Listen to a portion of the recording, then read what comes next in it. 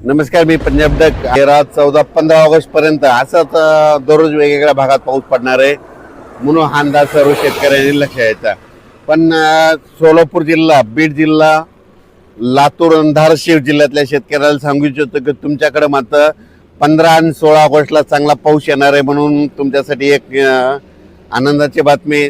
त्याच्यानंतर राज्यात मात्र आज देखील जळगाव जिल्हा, धुळे जिल्हा, नंदुरबार, इकडे बुलढाणा जिल्हा, अकोला, अमरावती ह्या परिसरामध्ये आणखीन 2-3 दिवस मध्ये दररोज वेगवेगळ्या भागात काही ठिकाणी रिमझिम, काही ठिकाणी जोराचा पाऊस पडणार आहे म्हणून हा अंदाज सर्व शेतकऱ्यांना लक्ष द्यायचा.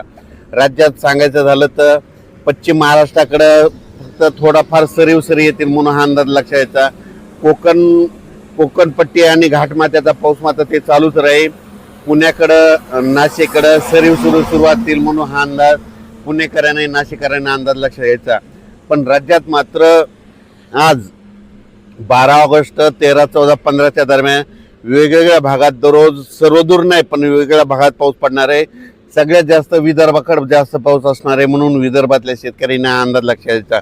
म्हणजे बुलढाणा जिल्हा, अकोला जिल्हा, अमरावती जिल्हा, यवतमाळ जिल्हा, वाशिम, हिंगोली, त्याच्यानंतर वर्धा, नागपूर, भंडारा, गोंदिया, चंद्रपूर ह्या परिसरामध्ये ह्या 2-3 दिवस मात्र दररोज वेगवेगळ्या भागात पाऊस पडणार आहे म्हणून अंदाज त्या शेतकऱ्यांनी लक्ष द्यायचा.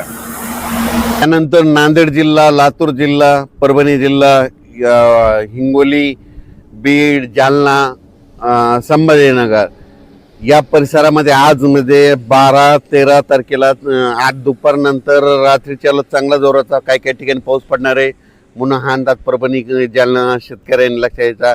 लातूरकडं, बीडला देखील आज पाऊस असणार आहे. सर्वदूर नाही पण वेगवेगळ्या भागात चांगला पाऊस पडणार आहे म्हणून हा अंदाज लक्ष द्यायचा.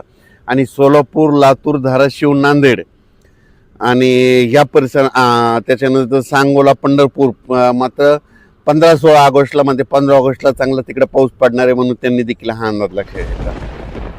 त्याच्यानंतर राज्यात हे पाऊस तुम्हाला एक सांगू इच्छितो, विदर्भातच थोडं झुकतं माप असणार आहे. म्हणजे 18-19 तारखेपर्यंत अमरावती, अकोला, बुलढाणा, जळगाव ह्या परिसरामध्ये काय होणार पाऊस पडणार आहे. इकडं मात्र मराठवाडा आणि पश्चिम महाराष्ट्राकडे इकडे पावसाचा जोर थोडा कमी असणार आहे म्हणून अंदाज सर्व शेतकऱ्यांना लक्ष द्यायचा. त्याच्यानंतर 20 तारखेच्या नंतर पुन्हा पावसाचा जोर, पण चांगल्या पावसासाठी ना मराठवाड्यातल्या आणि पश्चिम महाराष्ट्रातल्या शेतकऱ्याला म्हणजे सप्टेंबरमध्ये चांगला पाऊस असणार. म्हणजे सप्टेंबरपर्यंत म्हणजे विहिरीला पाणी येईल तसा पाऊस पडणार आहे. मग सप्टेंबरमध्ये तो चांगला पाऊस असणार आहे. या ऑगस्टमध्ये म्हणजे विहिरीला पाणी यायसारखा मराठवाड्यामध्ये, पश्चिम महाराष्ट्रामध्ये पाऊस नाही म्हणून हा अंदाज त्या शेतकऱ्यांना लक्ष द्यायचा. विदर्भात मात्र चांगला पाऊस पडणार आहे म्हणून विदर्भातल्या शेतकऱ्यासाठी ही आनंदाची बातमी.